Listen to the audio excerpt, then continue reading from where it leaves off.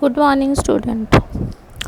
Today I will start chapter 5 Measurement. We make different kinds of measurement at our home, shop, playground, etc. in our daily life.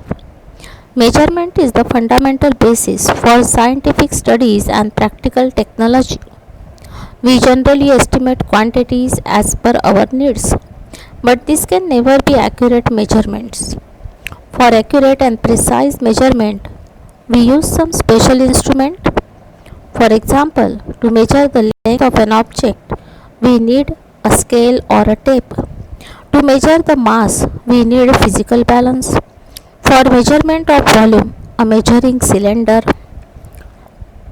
All these are direct methods of measurement. Sometimes measurement cannot be conveniently possible. Can you measure the thickness of a page of your book or a coin with a meter scale? No, we can't. Now let us try to understand the process of this measurement by indirect methods with the help of activities. हम लोग जब measurement की बात करते हैं तो हमारे घर में, शॉप में, प्लेग्राउंड में हम लोग डेली देखते हैं कि मेजरमेंट होता है. घर में बोलो तो कमरे का मेजरमेंट हम लेते हैं, हाइट कितनी होनी चाहिए छत की, या कमरा कितना बड़ा है, इसको हम मेजर करते हैं. और उसके लिए हम लोग क्या करते हैं, यूज़ करते हैं कोई तो भी मेजरिंग इंस्ट्रूमेंट. जैसे कि आपको किसी कमरे का नाप लेना है तो कमरा कितना बाय कितने का है, उसके लिए आप मेजरिंग टेप यूज़ कर सकते हो, स्केल यूज़ कर सकते हो.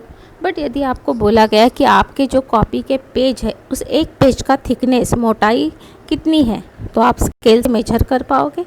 नहीं, वो क्योंकि वो बहुत छोटी है, स्केल में उतना मेजरमेंट नहीं आएगा. या आपको बोलोगे कि किसी कॉइन का आप क्या करो, थिकनेस मेजर करो. Is it possible? नो. तो कभी कभी हम लोगों को मेजरमेंट के लिए इनडायरेक्ट मेथड भी यूज़ करनी पड़ती है. तो ऐसी कौन सी इनडायरेक्ट मेथड्स है जिसके द्वारा मेजरमेंट किया जाता है, उसको हम पढ़ते हैं. One activity is given in your text book. 10 similar 1 rupee coin a scale. आपको 10 1 रुपये के सिक्के लगेंगे जो कि एक जैसे साइज़ के हो, और एक स्केल लगेगा. Place the scale on a horizontal surface.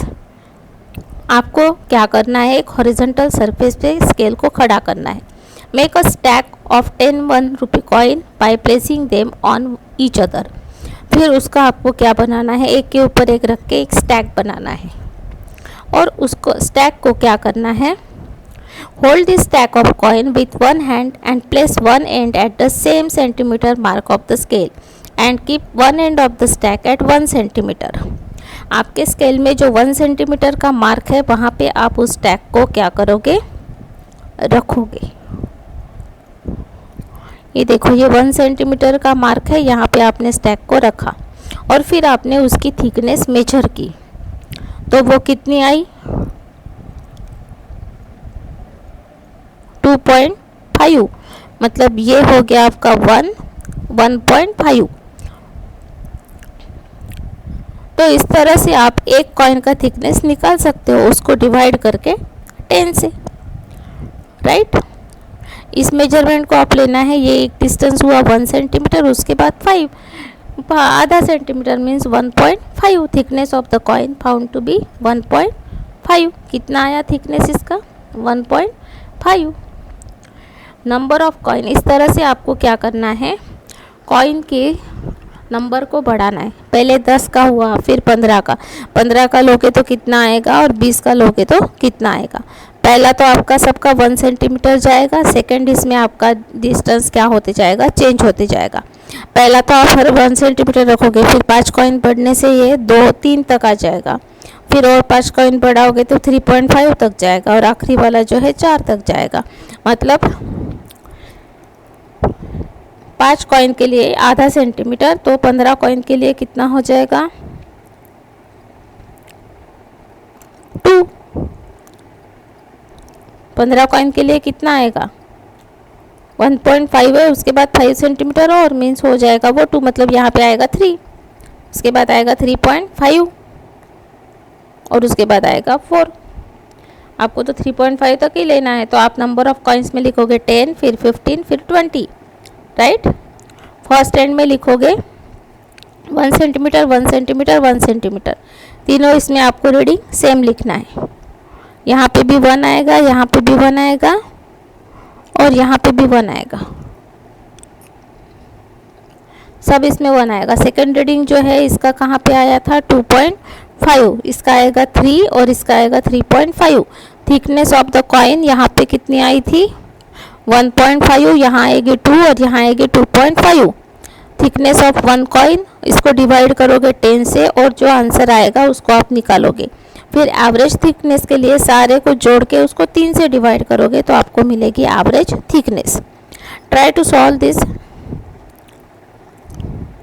Now activity 2, a piece of wire, cylindrical pencil and a scale. आपको एक वायर का टुकड़ा चाहिए, पेंसिल चाहिए और स्केल चाहिए। Piece of wire, wind it 20 times around a cylindrical pencil. इसके 20 बार आप क्या करोगे, लपेटोगे पेंसिल को। Remember that the turns of the wire should be such that they are close to each other, there is no space between them. और जब लपेटते समय ऐसे लपेटना है कि दोनों लपेटे के बीच में कोई भी स्पेस नहीं छूटी हो। और इस तरह से रैप किया हुए को हम क्या बोलते हैं, कॉइल। इसको हम क्या बोलते हैं, कॉइल, COIL, कॉइल।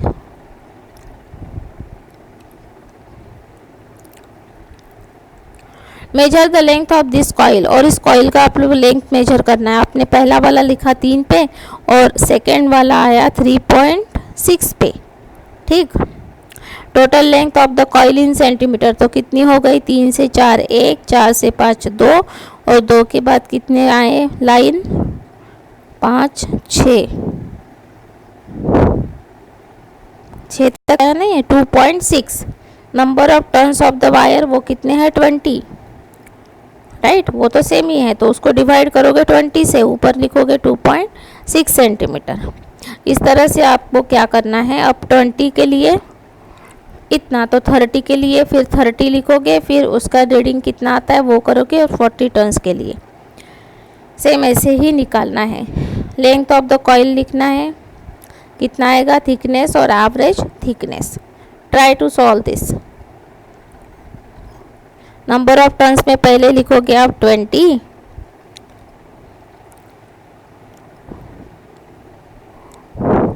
फिर लिखोगे 30, फिर लिखोगे 40। लेंथ ऑफ द कॉइल पहले कितना आया था 2.6, फिर कितना आएगा, उसमें 1.3 को ऐड कर दो तो 3.9।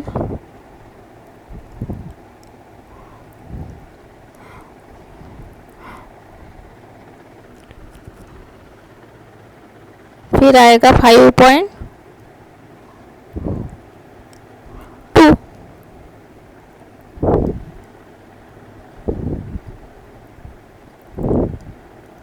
5.2 सेंटीमीटर।